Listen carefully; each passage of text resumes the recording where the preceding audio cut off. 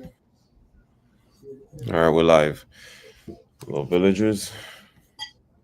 Hey, good afternoon, everyone. Oh, I forgot I was supposed to get something, but I didn't get it. But good afternoon, everyone.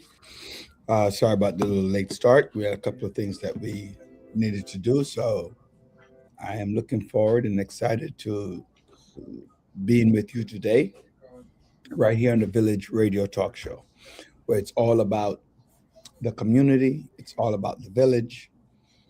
Please like, share, hit that subscribe button.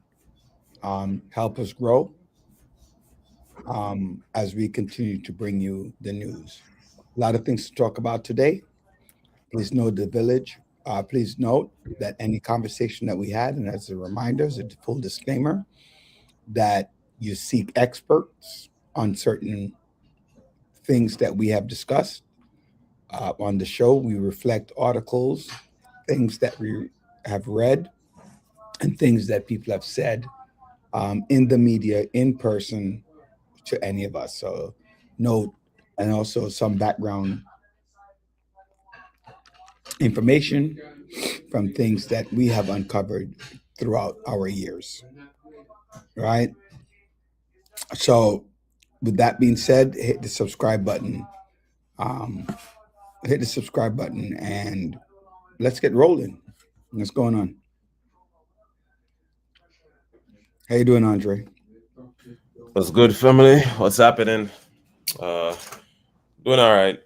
You know, um, another day to be grateful, thankful, blessed, and keep pushing forward. How are you doing? Um, I'm not sure, to be honest. Um, I'm not sure. I am. I've been a little bit today. Very tired. Hmm. Low energy. I did the blood work this morning, but the blood work wasn't terrible. But I think, yeah, I don't feel bad. Garcia asked me, my wife asked me, but I don't feel bad. I'm just, I guess, slow moving. Got you. You know, um, the I looked at the what they call it, a CBC, which is how to C- check your or the blood work. CB, the something therapy. Uh, No, no, that's I don't know if it's time. No, it's about um how they check my blood work, right? oh. Hmm. So like my hemoglobin, those below, it's not bad below. So if the hemoglobin was really low, then I'll be panicking around. Got you. Got you. And platelet wasn't bad, so it wasn't great, but it wasn't terrible, right? So we just have to um, work on that. But so many things going on, so many things going on around the world. Uh, uh, Hello, John. um, so, John, Yo, What's good? what's going on? How you doing? well, nah, I'm all right. Yeah. What are you munching on that you didn't Need an invite? orange. You know, you're not supposed to eat orange, man. Wait, why? Huh? Why? It's a joke. It says many years ago there was a Jamaican movie called what is it called uh, I can't remember the name of it, Hmm. but it was from the 70s, Hmm. and it just says that orange rotten out your stuff, your testicles. Well, John ain't Jamaican, so I guess he's safe. Uh, Right? So, so one of the things that I see, which probably interesting. I don't know if you all saw the comedian Drewski who did that thing with the church, the big made fun of like uh major churches that would take money from the people, you know, and really kind of it's like pulling a wool over the people's eye. If you any of you saw No. this I saw that. right? Right. You saw it, John, Yes. right? It's controversial. I mean, did you get to see Roderick? Why? Why is that controversial when it's just a skit? It You know just what, Villinger? for me, it's not. For me, it's not. I thought it was Yeah, fun. but for people, man, you know what? Relax. Yeah, it You was know, fun. it's just a skit, man. It's just to make fun. It's just a parody. Relax. Who you telling that to relax to, John? I'm telling you, the people who are all uptight about it. Yeah. You know why they're uptight about it? Why? Why do you think they're uptight about it? Why? You tell me, brother. Because the skit has to come from somewhere. It's not just somebody's mind. It's funny. Roger, Yeah. you have so many ministers. You have a small percentage of ministers, maybe not even 1% that engage in stuff like that. What about all the other ministers that do positive things? You know? I agree, but from whence it came, right? From whence it came. Remember, people in general don't look at the 99% right or the 99 times right. They look at the one time wrong. That's true.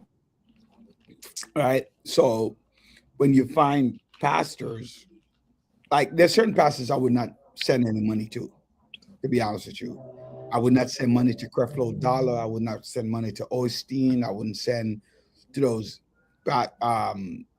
pastors that are flying around in multiple jets, Right. serious luxury cars. I'm not doing that, right? Because I don't believe that you should use. I'm not a fan of his, but the guy, I forgot his name right now. He has a mustache, black guy.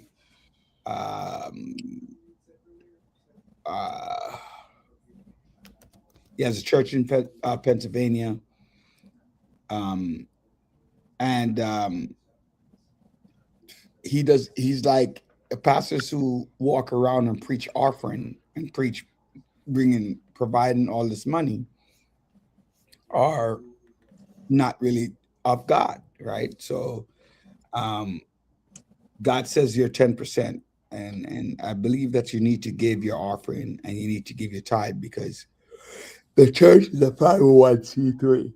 Man, don't sound so enthusiastic. No, but I was explaining to Andre for some reason today I just feel lethargic and tired. I don't know, why. Smoke our ganja weed. Yeah, maybe I need to, but that probably just gonna mellow me out some more, John. Mellow me out some more. But he teaches stay away from those mega pastors. Right. You remember the bishop that ran for mayor? Bishop Bling Bling. Yeah. LeVar Whitehead. He probably would be one of them that they It is about do the parody on. jail. He's actually serving time in jail. I'm not sure if he's out yet, but He is. He's out. No, he's not out. He's in there still. All right. He'll be there for a minute. Yeah, he stole up $90,000 from the parishioner and stuff like that. Yeah, people like that, man. I mean, come on. Yeah, they give pastors a bad day. Oh, I don't know if I said hello to the villagers, John. But hello, villagers. Villagers, what's up? And thank you for joining us. Good evening, all of you. Send a shout out to my cousin Gail, who got inducted as a judge today. Gail Adams in Queens. Nice. Civil Court. Yes. Hey, Tanisha, what's going on? How are you doing? So let's step into the politics, John. There's so many things going on politically, and I know that we have what's going on? Our monthly. About 10 minutes. So yeah, our month. What's going on? We'll have a conversation on finance in a little bit. What's going on? Things that I know. We're sipping some wine. We're gonna sip some wine while we talk tonight, or what? What we doing, fellas? Yeah, you absolutely can. It's my birthday. Yeah, man. We need to have a little glass of wine. Some wine and chat. What's going on, villagers? My So question is why why isn't there any congressional oversight regarding ICE? I mean, there's a civil rights group that demand congressional oversight of ICE. That's the you know case. why there's no oversight? Well, it based on what I'm reading the notes here, it looks like there isn't. I No, there mean, is. with ICE doing with what even happened to the lady the other day, what, Well, you're not going to get the congressional oversight right? because J.D. Vance, Donald Trump, right? The Republicans are not giving them oversight. Mm, They No, don't want, they're right? not going to do it. So they're not going to get it done. Those conversations are around Democrats who's asking for civil right, the civil rights and all those things. Those are like more democratic people, and that's not always, and that doesn't follow. It's not going to do anything. Republicans are not getting it. JD Vance is in Minneapolis today, more than doubling down, tripling down on the efficacy or the lack thereof of of ICE, and he's doubling down, tripling down on Renee Good, and that ICE was beyond um, beyond in their right to kill her, yeah. right? So this ask for congressional oversight is not going to happen. But Trump already knows, Hmm. and John brought it up last week or the week before, and he and I and you spoke about it. Trump knows he's going to get impeached. He knows it, hands down. So if the Democrats get out and vote, he is screwed.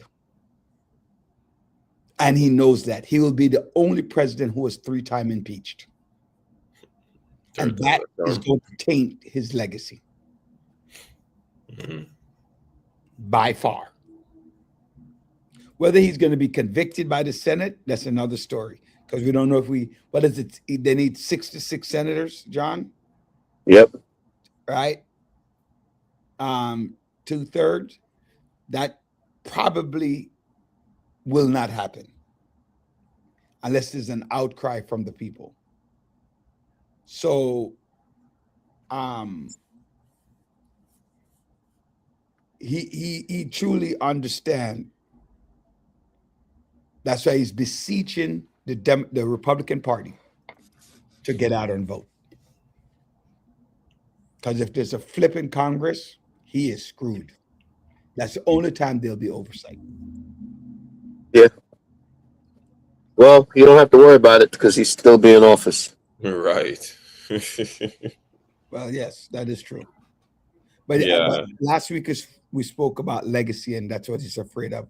The hold on visa application will put more of our people in jeopardy with ICE agents showing up at their door. I keep going. Yeah, I keep telling you, everybody's taking the adversarial tone with this guy. Just say, yo, I would have just called them on. You said violent criminals. So I'll work with you to get the violent criminals off. That's it, man. You be in the game, man. Don't be on the periphery. Because while they're on the periphery, he's going to do whatever they want to do. But if you're holding them accountable, if you're involved with them and you're holding them accountable, then, even if they don't adhere to it, then you were right there. You saw what happened and they're full of crap. You know what I'm saying? So that would be my take on this whole thing is call them up and say, you know what, Mr. President, enough is enough. You got people dying in the street with this ICE stuff. You said we're going to go after the most notorious individuals. Like I hear about a man and his son today getting detained. I mean, come on, y'all. But I mean, Tanisha's asking, I guess, inclusive of that is like, you have 75 countries on that list of holding their visas. That's a problem too. But you know what? Here's the issue, Tanisha, and I say it out loud. America voted overwhelmingly for Donald Trump, He did. He did. right? And some of those who voted for him are being deported. Yep. Or not them being deported, but their family members are being deported. Mm-hmm. And Did now, you hear about what was it? I think who was it?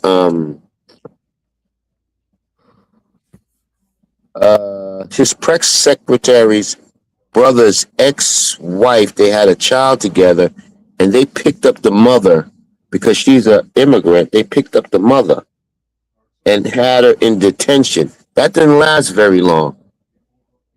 She was out of there within 24 hours or a couple of days, whatever it was. Yeah, I forgot that. There was a story about that. well, It was the press secretary's ex sister-in-law. so again, those people had their feet, their bodies at the table, John. Right. Um, the optics is not, it's not nice, Right. right? The optics is not nice for America. What is happening, right? Right. But there's no oversight, Andre, on what he's doing. And you saw the clip where Lindsey Graham, Senator Lindsey Graham from South Carolina, they're on the plane together, and how Lindsey Graham became very political and tried to push why they went into Venezuela. Mhm. And Donald Trump brought it back to oil. It's all about the oil, baby, right? Which kind of suggests what people are alluding to, that there was no real reason as for you to go and remove the leader of Venezuela. You think so? Right. Except, I'm not saying that there isn't. I'm saying if your justification is to have access to his oil, that's what you're saying to the world.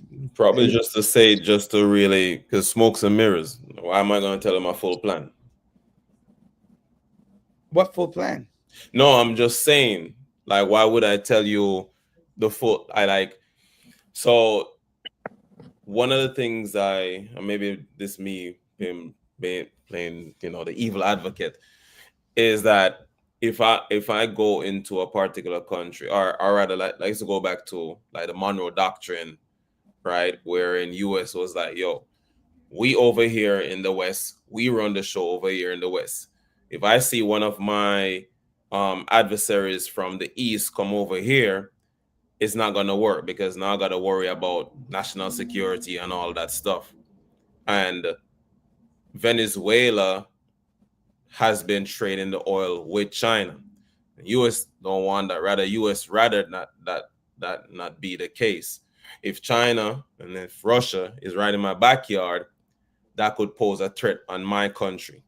And I'm all about protecting USA. And if I have to go over and say, yo, I'm gonna kind of run this country so I don't have to depend on China, that put me in a more powerful standpoint. So what if that's the case, which of course, because you have to go a little bit deeper in it. What if he's just like, man, listen, I'm just telling people that I'm just going for oil. It's always the oil anyways. Let me just tell him I'm going for oil and that's it. I'm gonna tell him nothing else. What if that's really it too? Let me see. It's always been about the oil. He thinks there's oil to take from Greenland through the pipeline. Nah, Greenland is more about what's going on with the AI race right now. AI and all this technology needs a lot of cooling. And Greenland is right in the north right there. Right? Mhm. Looking next about 10, 15 years, right? They're going to have a lot of the companies them really set up base in that area. And also it's like national defense in a sense, right? And even back, back in the 50s too, there's already like document regarding Greenland and US having this this what do you call it, agreement already for US to be there. But I think what do you think about Greenland, So this Andre? to me, What- this man is just shaking like, yeah, I got the power. Let me just say this out there. Bridget, chill yourself, man. I think that when it comes to Greenland, right? Greenland, there's a difference between having a strong allied relationship with Greenland and trying to annex Greenland. So he's now trying to annex Greenland, right? Which, in essence, right, is basically putting the United States at war. The problem is the Danish, right? The only real issue right now, people are making a big stink about it, is the Danes, right? So the Danish government is ramping up, right, to send troops to Greenland, right? So, and they send additional troops to Greenland, right? But it's the number is not significant, right? It's not significant to what they're sending, right? Because Greenland is technically a neutral country, right? So, but NATO aligned countries, Germany, Sweden, France, Norway, and Canada have sent troops, right? Operation Arctic Endurance, right, to demonstrate solidarity with Denmark, right? And you know, and again, Trump is constantly, and you know, I don't know how to view it, but Trump is constantly going after what we consider to be weak countries. And not for nothing too, I think when you have the head of state always coming on and touting that he's gonna do this and he's gonna do that, I think people have to just also remember that him alone can't just decide he's just gonna jump in his place. The man has a cabinet. You know what I'm saying? So he has defense secretary, the agriculture, what do you call it, secretary of state, and they're advising him on what he can and cannot do. And sometimes he's just speaking just to kind of like negotiation tactic. I'm gonna threaten the people, threaten these countries with tariff, for example, right? And if my what's the guy, trade secretary and them says, yeah, you can do this, it's like, all right, bet I'm gonna do this, right? So presidents can't just run and go just make the decision just completely by themselves. Like even when he did the tariffs last year, and then now he steps back on it, it was because the bond market was feeling the pain of it, and the That's bond correct. market is really what run this whole economic system in a sense. And when he notices that, of course, he had to get some advice, and he's like, you know what? Let me stop. Jumps onto Truth Social, everybody buy stock, and then the next day, Amen. tariff Yes. is shut up. Now, of course, those were opportunistic times. I'm not a financial advisor, but it just goes to show he has this massive ego that he's just going to use. Manipulate. Exactly. He uses as threat and all that, but he can't just make that decision complete without the cabinet. So we have to also remember that, you know, he has people where he have to really make sure that they sign off on the thing that he can do, and then That's why he put his loyalties in there, like Yeah. Pete Hegseth. You know, them guys are gonna whatever Trump says. U.S. Attorney Pam Bondi, whatever they say. You know, I mean, come on. Yeah. So I mean, I agree with you. Some of it, but see, the thing I tell people is like talk become actions, right? Talk become actions, Right. and so and so at the end of the day, if he's talking about it, right? Hmm. Um, if they're talking about it, then Right. and he's adamant, and it is like I said, it is a weak country. The only problem is like, and he also, I believe that he believes, right, that he has the support of the military. Mm. Well, the quickest way to do that is to try to do a military action, coup or something to take over another country. You see how much you see how much firepower you have. People don't like unnecessary wars, man. Yeah. Well, the average person doesn't like war, Right. but he is the commander in chief, Yeah. right? So as the commander in chief, And he signs off on it. yeah, he, you know, And every president I've done done similar to. Like, he's I well, the first thing we have to figure out, John, is what is the vote of Congress that he needs? What's the what? What is the vote? Does he need majority? Yeah, you need the majority, whatever it is. The majority, 120, whatever the majority is. It's the Right. majority. Does he need majority of Congress? And if he Yeah, needs he needs a majority of Congress for that. right, he doesn't need super majority, and Mm. because he doesn't need super majority, um, you know, it might come to fruition, right? So the Democrats might ball all they want, I don't right? think it's going to come to fruition. Who you think wouldn't vote for it? Think I about don't think it's going to come to fruition. We're talking about the. who in your who like the Republicans have not shown any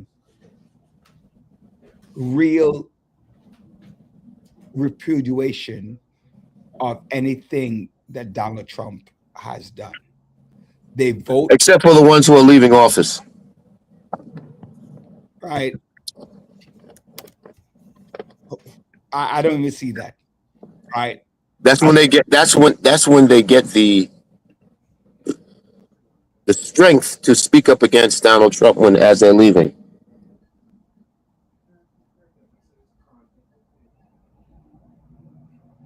Right. I don't think they have enough. They don't have enough. Massey, Marjorie Taylor Greene now, who's anti-Trump, but she was pro-Trump for the election, anti-Trump now. mm-hmm.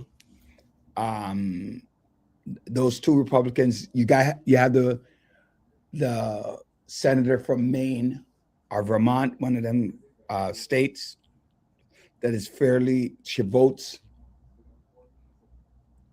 Republican, but she is one of those who vote away from party lines from time to Right. time. Right. Other than that, as much as Lindsey Graham speaks Lindsey against Graham is a joke. Lindsey Graham, Hey, Scott, these guys are just. well, not Scott. I wouldn't say that about Scott. Scott just toes the line, man. Instead of giving some opposition to this president, and there's nothing wrong with having a dialogue because a lot of them, you know, we're so angry, upset. We don't want to work with this guy. All right, he'll run up freaking amok. No, get in there with him. Let him see your face. Yeah, I mean, Strength respects strength. right. Lindsey Graham will speak against an action of the president, but will vote for the president. Tim Scott is 100% Uncle Tom, right? He is a house Negro, right? And he votes along with the massa, Yeah. right? So he does not speak against the massa. The massa is absolutely unequivocally a great person, and he works with the massa. And again, if you think about the massa, is part of the reason why he got where he got. So if the massa has allowed you to lend your name in history, right? Lend your name in history. Why wouldn't I follow up with the massa? That just makes sense that I wouldn't do it. Same thing with Clarence Thomas. The massa put me here, right? And if the massa put me here, I'm not stepping away. Why would I show my disloyalty? It's just the same way that if a Democrat comes and I put me in there, and so even though I might have some Republican ideology, why would I switch party? That doesn't make sense. The Democrats are the reason why I'm where I am. So I'm not going to switch party, and that's what Tim Scott is not doing. That's what Lindsey Graham is not doing. Bernie Sanders, he might say, "Oh, I'm independent," but the Democrats put him there, and he vote Democratic. So I'm Chuck Schumer, right? The Democrats put him there, and he's not going to switch parties. So even though Tim Scott is a House Negro, the fact of the matter is, you know what? I don't want to get into the point of calling this guy a House Negro. To me, I think that's derogatory. I'm not going to stoop to that level. I think what Tim Scott is, he's detached from his African American culture. I don't agree with that. I don't think he's detached. I mean that's your opinion. The way I rather deal with it is he's a person that is detached from his African American culture. I don't know that he is. I would say that he's more attached to his massa. Not that because remember, back in the days, I would say that somebody who, if you're getting the treatment that you feel that you deserve, right, then you're going to cling to who's giving you that treatment. Right. Right. And so the Republican Party has allowed him to cement his name in the annals of history. So you're going to read about him like the Republican senator from 1872, who was the last elected Black senator from the South, right? You're going to read about him 100 years from now. Right. Right. His legacy has been cemented by the massa. So I am going to support the massa. If you don't want to call the House Negro, that's up to you. I hear you don't like the term, and I could respect that. But and that's what a lot of these electeds vote on. They don't vote on independence and independent thought and say, you know what, this is wrong. Right. And it's, honestly, it's the same thing in every country, right? In every country, if you're in Guyana, you have the PPP. People vote along the lines of the PPP, even if the president right now, who is from the PPP, is going on with shenanigans. The PPP is going to vote with him. Jamaica, right now, the JLP supports Andrew Holness, while the PNP might have gotten more seats, but all I hear, people who are PNP are the PNP. They're continuing.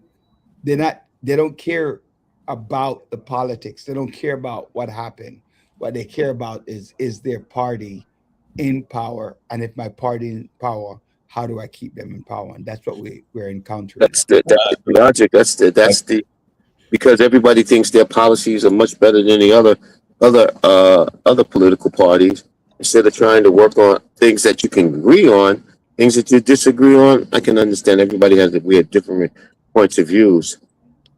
But at the end of the day, are we really doing it for the people, or we're doing it for satisfy our own egos because we are in the position of power? Is it power to the people, or power for the people? Or is it power for the elected official? And I think it's not about the people. So I think that's definitely where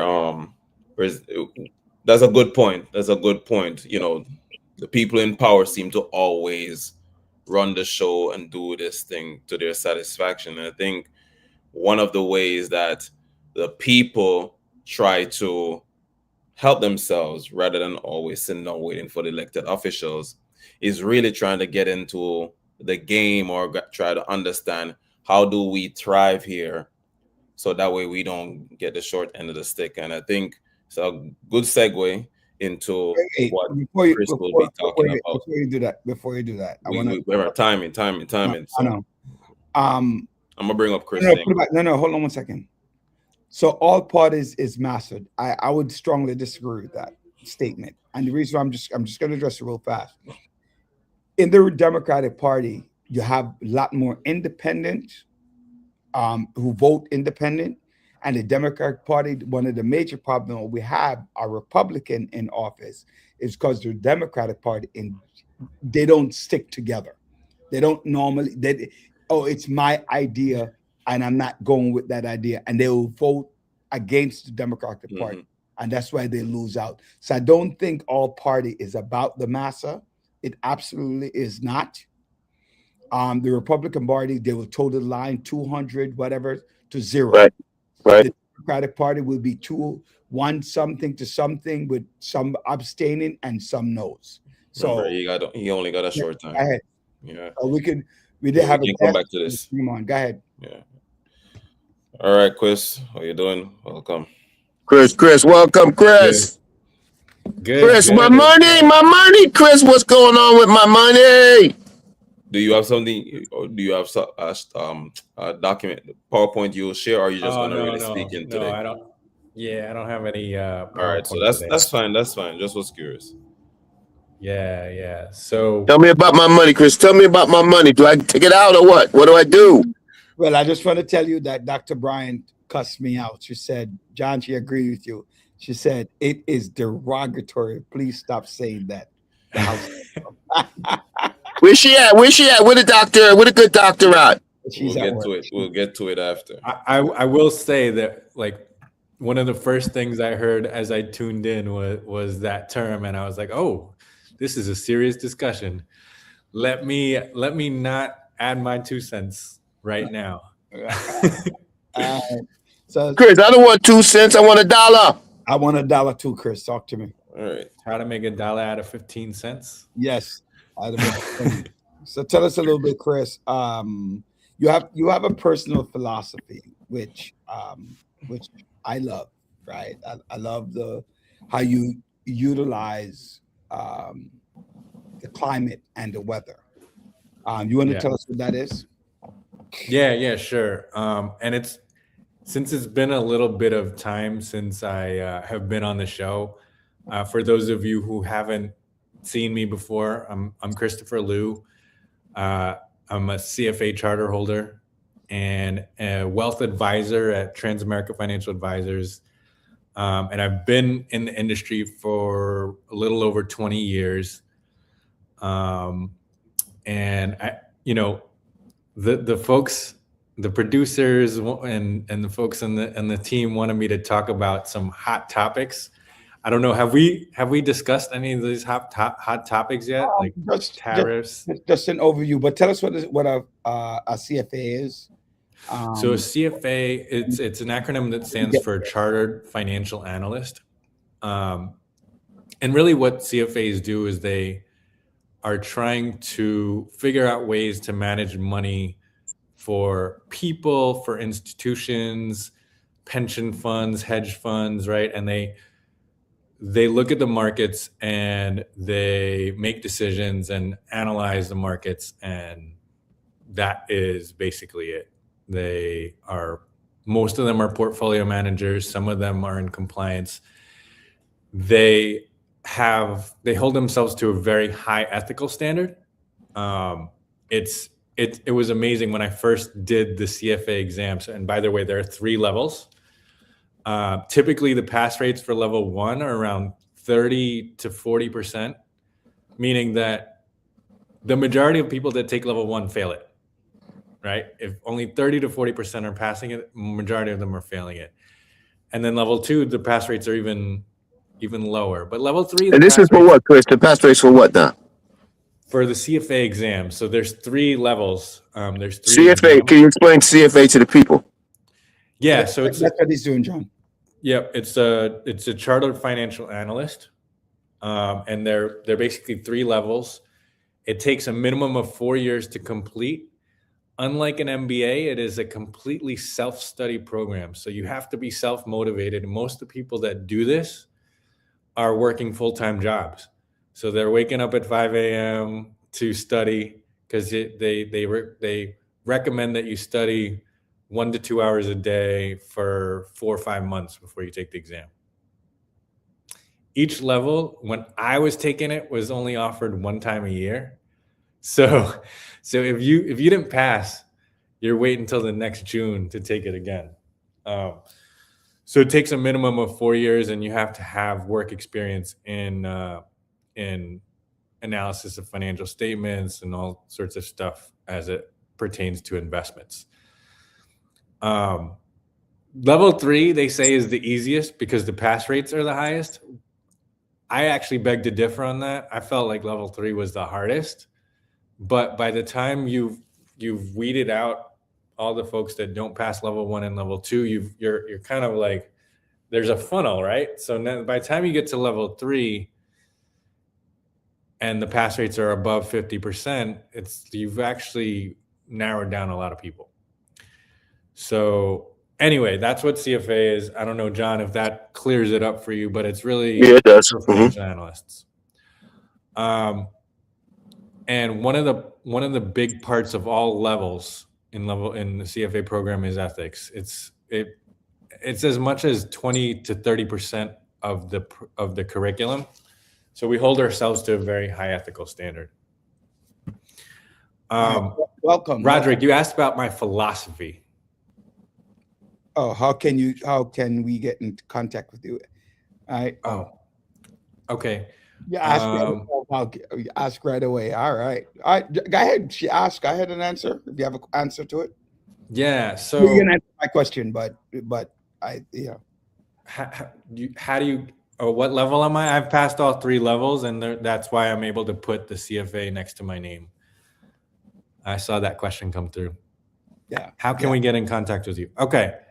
Can I put it in the chat somewhere where my phone number? Andre, you could take it and Andre will put it in.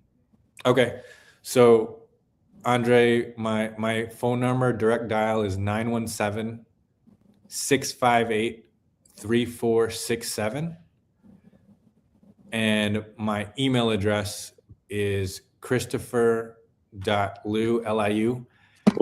And Liu is like Long Island University. That's the easiest way to remember my name, because sometimes people misspell it, LUI. Just remember Long Island University at TFA Connect. That's T for Tom, F for Frank, A for Apple, Connect, like Connect4.com. And also, while Chris is talking, people can call into the show. The line is up, 347-746-6598, 347-746-6598. If you have financial questions and you want to talk to Chris. Chris, so tell us about the weather and the climate. The weather and the climate. Okay. So my philosophy is very, very long-term. So I think of investments as something that you're doing for 10, 20, 30 years. Now, when it comes to weather versus climate, I view weather as something that happens in the short term. So weather could be this snowstorm that we're supposed to have coming this weekend, right? These are weather events that are kind of very short term in nature. Climate to me is something that changes over a long period of time. Okay. And my philosophy is more around investing for the long term as opposed to short-term investments. Short-term. I wouldn't even call it short-term investments. For me, that's trading. Short-term is like trading, and short-term is like I would even go as far as to say speculating, John. Yeah. Almost like gambling, because and I'm not opposed to speculating. I'm not opposed to having some portion of your portfolio. I would ideally like it to be a smaller portion of your portfolio, maybe 5% or even less, where you can kind of take these short-term bets where you're looking at events that are happening, geopolitical events, some of those hot topics that Roderick, you wanted to talk about, tariffs, oil from Venezuela, Greenland, right? All these topics to me are noise and weather that are not going to affect your long-term investments. And for me, long-term investments are, you're looking at the core values of the company, how much innovation they're doing, and how much profitability they're showing quarter after quarter after quarter. These are the things that matter to me. The fundamentals of a company is what matters to me most, as opposed to things that are, in the headlines. Now, that's not to say the headlines don't drive the markets, because they do. But again, it's for a short window of time, not longer term. So when okay, let's break down what that looks like in terms of investment.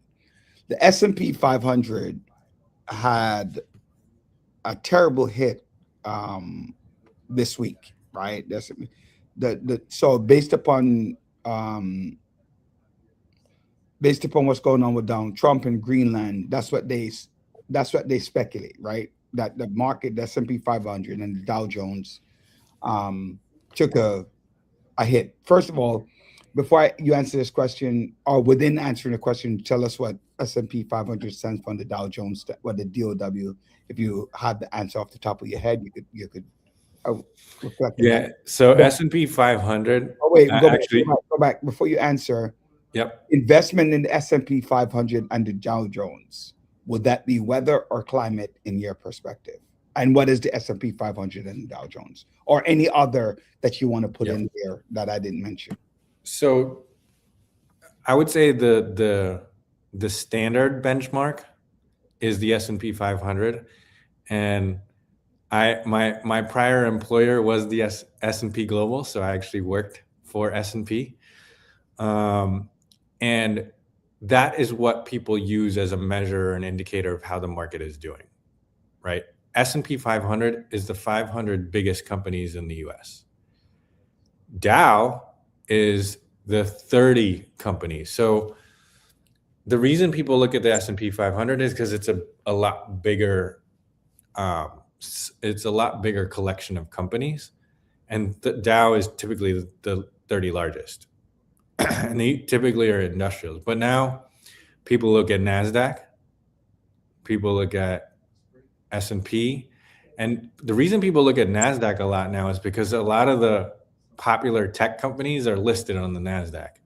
So think of your Metas, think of Apple, think of Microsoft. These are all listed on NASDAQ. So people watch that. Those three companies are not part of the S&P 500? They are. Also. They are also. And they trade on NASDAQ as well. So to talk to us about the climate, weather, and tell us, use that in terms of financial conversation with our viewers, and the long term. And ladies and gentlemen, please note, we're talking about finance. Yes, Chris is a CFA, but you need to reach out to Chris directly for him to, because each person's portfolio, each person's number, each person's reach and the likes are different, right? So it's not a one size fit all, but you can gather some information. So reach out to Chris. His number will pop back up on the screen. So you make an appointment, reach out to him, talk to him, so he can help you, or maybe even direct you to someone who can actually help you. So when you talk about the weather and climate, what does that look like in terms of stocks or numbers or mutual funds, etc., in terms of investment? What does that look like on paper or in the bank book? Okay, so weather versus climate. So daily weather, examples of daily weather is like a storm. Like we talk about the storm that's coming up this weekend, and storms generate fear. Right. Right? Like if we know that a storm is coming, we know a tornado is coming, we know a blizzard's coming, it generates fear. And how does fear get generated? Typically the media, typically some sort of news outlet will create fear. And what do those storms do to the market? They jolt the market. There was a 2% drop. I think, Roderick, you were referencing that earlier, right? A couple of days ago, there was a 2% drop in the S&P 500. But then what happened the next day? Do you remember what happened the next day, Roderick? It bounced back. No. Right. And then it was up again today. Right. So imagine if you're part of that 2% drop and you were selling. What is it? First of all, guys, what does it mean when the market drops? It means that stocks are cheaper. It means that people are selling. Why are stocks cheaper? Because people are selling. There are more people that want to sell than want to buy. Right. Right. That's why stock drops. And so a lot of times these big drops are driven by fear. And the best investors, guys, are the ones that are able to take the emotion out of it. Andre and I have had this discussion before about how emotion drives the markets. It does. And really, like, there's this fear of loss. And when you have a fear of loss, sometimes the reaction is and the reaction for most is, let me sell out so that I can protect myself from losing further. The best investors view those drops as opportunities. It's almost like the best investors are I don't want to say they're immune to fear. They're just thinking about the longer term. And so when they see market drop 5, 10, almost 20%, they're viewing that as an opportunity. They're viewing it as, man, all these stocks are on sale. Like when you go to a store and you see sale prices, those are the things you buy, right? A lot of times. I don't understand. Or you look for sales. You look for sales. Right. Exactly. Why, when we're investing money in the stock market, do we not look for sales? It's almost like we do the opposite. We see things that are going up and we want to buy things that are going up. When in actuality, you should be buying things that are depressed in price so that you can capture the gains over the long term. It's really, I'll be honest, it's really hard to time the markets, which is why you got to study stocks, you got to study indices and understand what they're composed of. You got to study the funds and figure out what is inside them. And also, like, you should also look at fees. When you're looking at mutual funds, make sure you look at fees. I'm a big proponent of index funds because a lot of times those fees are very, very little because they're not really dependent on a portfolio manager to make decisions of the portfolio components. Yes, I love that. Time in the market is better than timing the market. That's exactly right. What the impact of what's going on in Venezuela? How would that impact one, and the markets too? What about the oil prices? Will it have some sort of impact? Because I know he retained like 7 tankers already. Yeah. So look, as Roderick mentioned, I can't make specific recommendations, but I think in general, if you're able to look at some sort of energy funds, energy ETFs. Right. That would be potentially a good play to take advantage of what's going on in Venezuela. But again, like, this is something that you want to look at over a longer period of time. But I would probably look at some energy ETFs to get into that, because I think that's gonna be potentially a pretty good investment. So when you look at investment, is there like a time, right? You should you give an investment, somebody has $10,000, right? And they want to invest at $10,000, right? And again, I go back to the concept of weather and climate. You want to stay away from weather. You're going to focus on climate.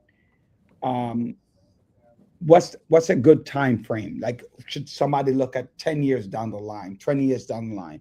How do somebody come to the idea of weathering the storm and focus, summers, let's use the proverbial 4 seasons, right? They last for a while, right? They last. So what is this while? Yeah. So if you have, like, let's say you have 10,000 to invest, because there's two ways you can invest, right? One is you take a lump sum and you put it into the markets for a long period of time. So let's say you buy into an S&P index fund or ETF. Then you don't touch it for, I don't know, 10, 15 years. The other way to invest is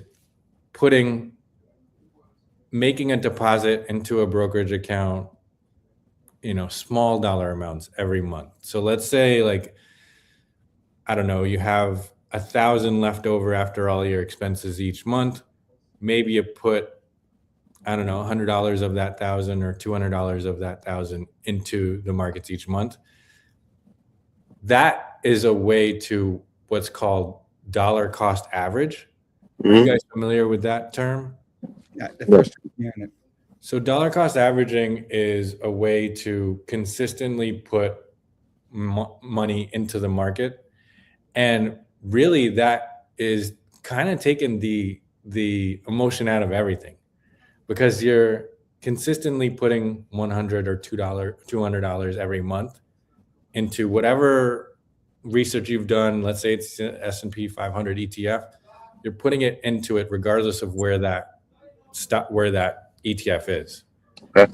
It could be high, could be low, but you're putting a set amount every month.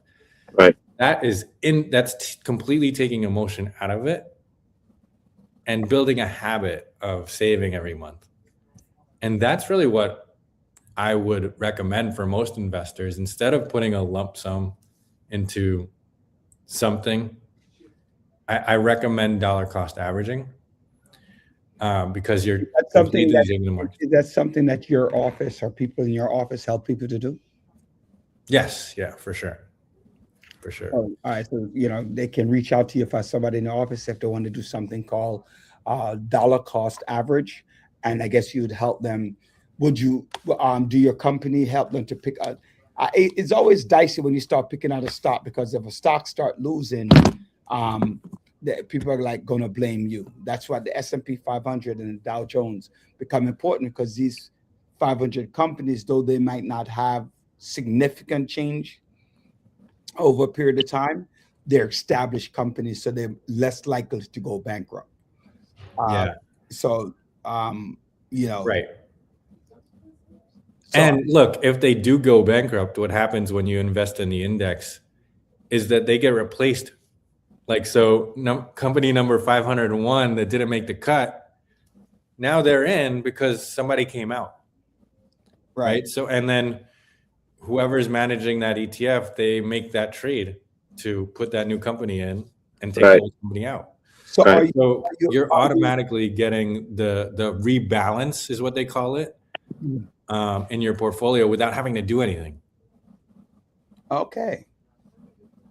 Is there any? Okay, so I want to ask a question regarding, and thank you for that little. I feel like I'm still in school, in graduate school, John, learning Finance 101, 103. So tell us about the tariffs and the road construction, those things. How do they play a role in investment? Do they play a role in people's finances? And if so, what are they? So I think these things are very much weather and not climate. Mhm. And so remember I was saying earlier, you can allocate maybe a small percentage of your portfolio to kind of play with those events, these things that are not long-term investments or not long-term plays. Maybe you could put like anywhere from 0 to 5% of your portfolio in bets like that, where you have to be comfortable, willing to be able to lose that amount and still be okay with it. Yeah, When you play that's with it. That's weather, the key. you have to be okay that the value of that may go to zero, or you lose True. a significant portion of it. Yeah. And that's why I would only recommend like anywhere from 0 to 5% for those weather type situations. As long as a majority of your portfolio is looking at climate, you're going to be fine. So I have a question. Yeah. It sounds weird. When do you determine to buy a stock and when do you determine to sell? Do you So do that? if I'm looking at an individual stock, is that what you're asking? Mhm. So if I'm looking at an individual stock, I typically will look at that stock versus its peers. So I don't know, if it's a tech stock, I may look at Alphabet, I may look at Microsoft, I may look at Nvidia, right? I'll look at some peers of it, and typically I'm going to try to understand, is this cheaper than its peers relatively? And how I typically look at that is things like price to earnings ratio. Are you guys familiar with that? Okay. You're teaching us. So price to earnings is a ratio where you look at the price per share and then you divide it by the earnings per share. Now, the higher the ratio is, the more expensive the stock is relatively. So if all of the peers have a 30 price to earnings ratio and the stock that I like is 15 price to earnings ratio, that means it's cheap relative to the peers. Mm-hmm. And so when a stock is cheap relative to the peers and is for reasons that I can't understand, like what, like this should be a company that should be trading with its peers, then I'll go for that stock because I'll definitely do my research to understand, is there a reason why it's cheaper than its peers? But if I can't figure out why it's cheaper than its peers, it's just undervalued by the market because there are emotional investors out there that have, for whatever reason, sold this, Mhm. and it's driven down the price, and now it's on sale for me to buy. Mhm. Sometimes they also say it's like the institutional investors who are, like you just mentioned, how when a stock drops, it's because people are selling, and sometimes it's a manipulation, right? Institutions and the big investors want to get in cheap, and I keep referring back to Liberation Day last year, April, right? Trump did that liberation, and everybody was just selling. It was just this cascade of selling. And then now people who, the research that was being done, of course, is like, which point can I just buy in? And so many people who were, the investors, them really long term and all that, dumping shares. And look at that. By the end of the year, rebound. So Chris, Chris and my good friend Andre, the financial guys. I'm a novice. All right. I don't know anything about the market, whatever, but I want to invest my money. I want to be able to possibly pick my stocks, mutual funds, whatever it is. I want to say put a couple of dollars aside a month in order to play in the market. How would you set me up? What should I do? What should I learn? How should I go about it? Okay, so well, first of all, you have to understand what is the purpose of this money. Is it for retirement? Is it for just to earn some additional income on the side? You hear that? In villages, you hear that. This is what decisions you have to make from the inception. But go ahead. Yes, it is very important. Like, do you need this money? When will you need this money? Are you going to need it next year? Are you going to need it 5 years from now? Are you going to need it 10 years from now? Are you going to need it for retirement? You have to understand what your time horizon is first. Then you have to figure out what your tax situation is. Do you want to be taxed on it every time you make a gain? So that's a taxable brokerage account. Or if it's for retirement, do you want to defer those taxes? Or do you want to put it into like a Roth IRA? So IRAs are individual retirement accounts, which you should not touch until you're 59 and a half. Because if you touch any of the account that's grown, if you touch it before 59 and a half, you get penalized 10%. That's why I was saying very early on, it's very important to know what the purpose of this is. Is it for retirement? Is it for money that you need in a year from now? I would recommend opening up, and it depends how John, how involved you're going to be. There are different types of accounts you can open up, like Betterment, where that's kind of like a set it and forget it type, where a lot of things are automated.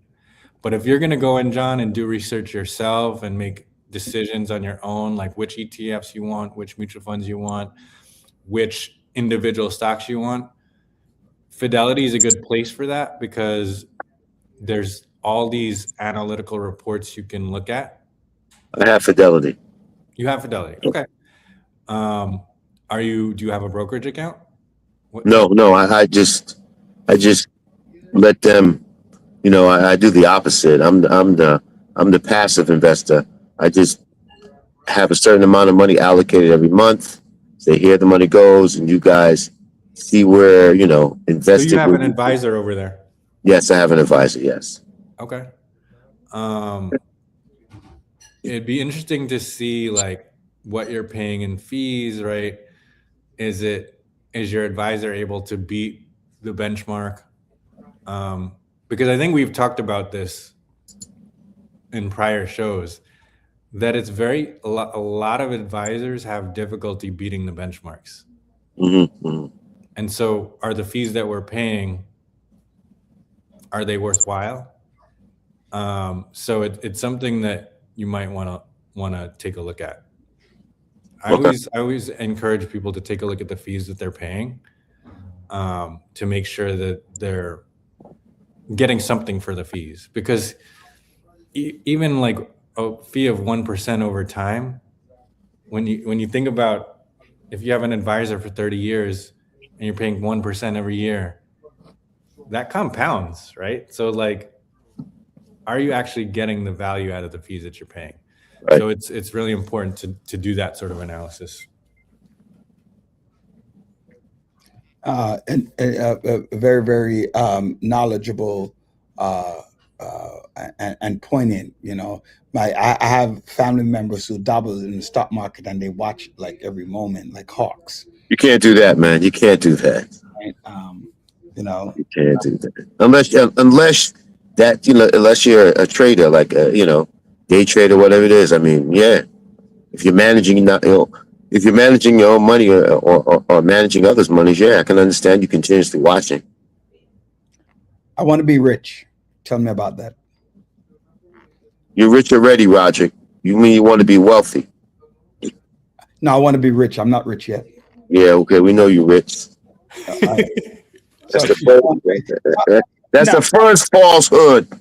Right. So a lot of people out there are scared to invest. So when you look at I have to apologize. I don't know what's going on with why am I so lethargic today, but I am. A lot of people, especially people of color, are afraid to invest. They want to focus on fast savings, especially the weather scares them, right? And that now stops them, inhibits them from taking the next step to invest.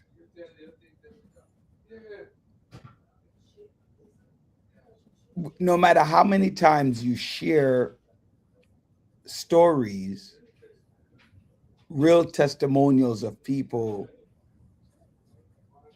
who decided 10 years out of retirement,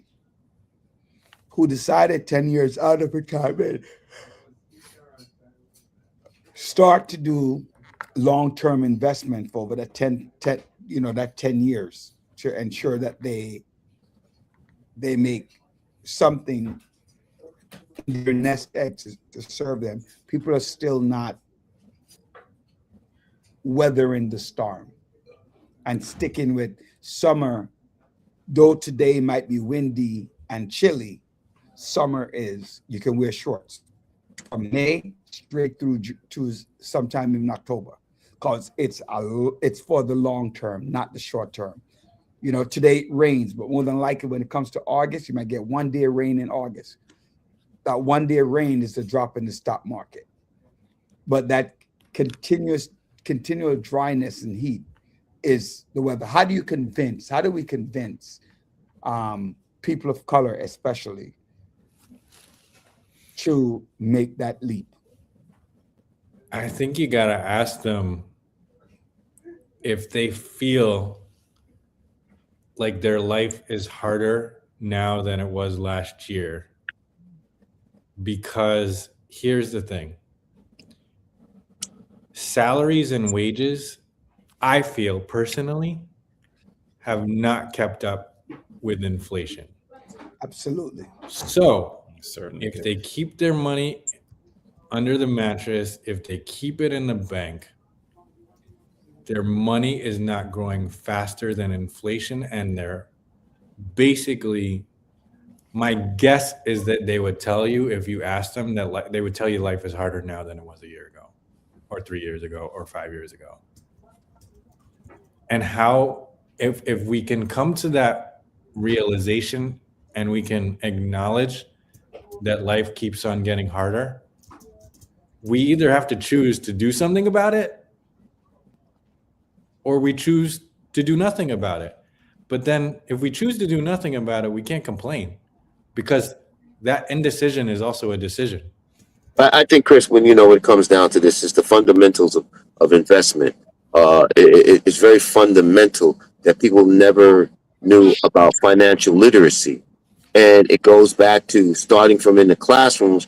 When I remember when I was young, we had our little bank book. We took our little money, every month. We had a little bank book at East New York Savings Bank over there on Kings Highway and Rockaway Parkway. We take our little money, watch, get a little interest in it.